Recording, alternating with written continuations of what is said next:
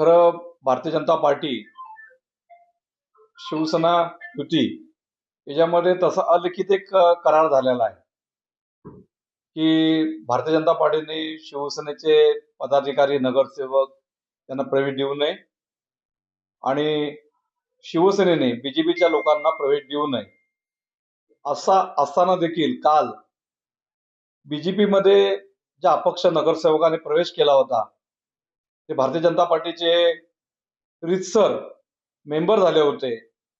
त्यांना भारतीय जनता पार्टीचं त्यांना आणि त्यांच्या बहिणीला तिकीट जाहीर झालं होतं।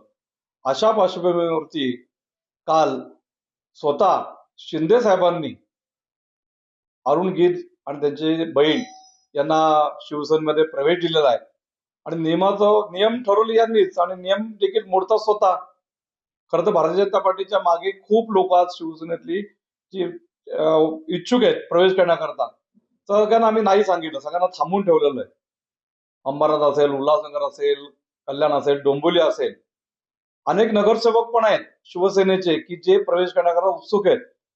पण असं युतीमध्ये ठरलेलं आहे की एकमेकांची घेऊ नये आणि युती होणार आहे, 100% युती होणार आहे।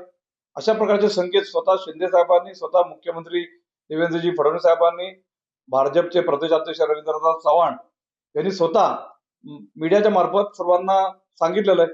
अशा पार्श्वभूमीवरती असं लक्षात येतं की शिवसेनेला भाजपवर युती करायची नाहीये।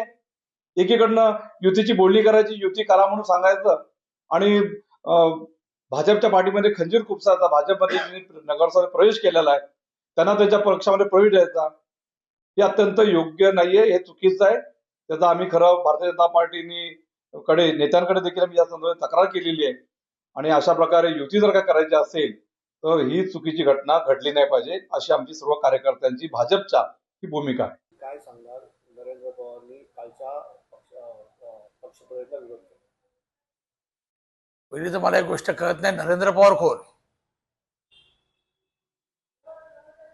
युतीचे सर्व निर्णय रवी चव्हाण साहेब, देवेंद्र फडणवीस साहेब आणि या ठिकाणी कोर कमिटीमध्ये आमचे कपिल पाटील साहेब आहेत, त्यानंतर नाना सूर्यवंशी आहे आणि भाजपचे जिल्हाध्यक्ष नंदू परब साहेब आहेत। नरेंद्र पवारांना कुठल्याही पद्धतीची अथॉरिटी, बोलण्याची पण अथॉरिटी नाहीये आणि ते एकनाथ शिंदे साहेबांनी जिथं प्रवेश दिलेला आहे त्या विषयात बोलत असतील तर उगाचच आपलं पब्लिसिटी स्टंट करण्याचं काम जे आहे, टीआरपी वाढण्याचं काम ते करत आहेत।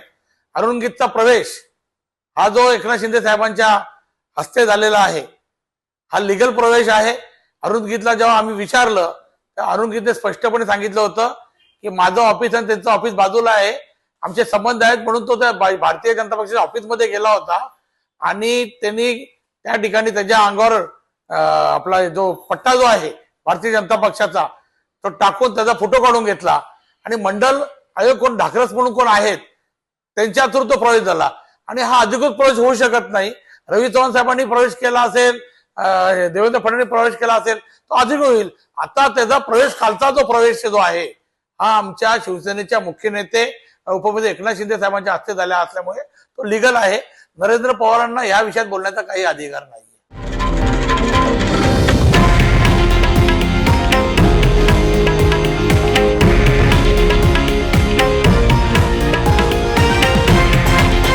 हे आहे देशातील नंबर 1 न्यूज नेटवर्क आणि आपण पाहत आहात TV9 मराठी, एकमेव।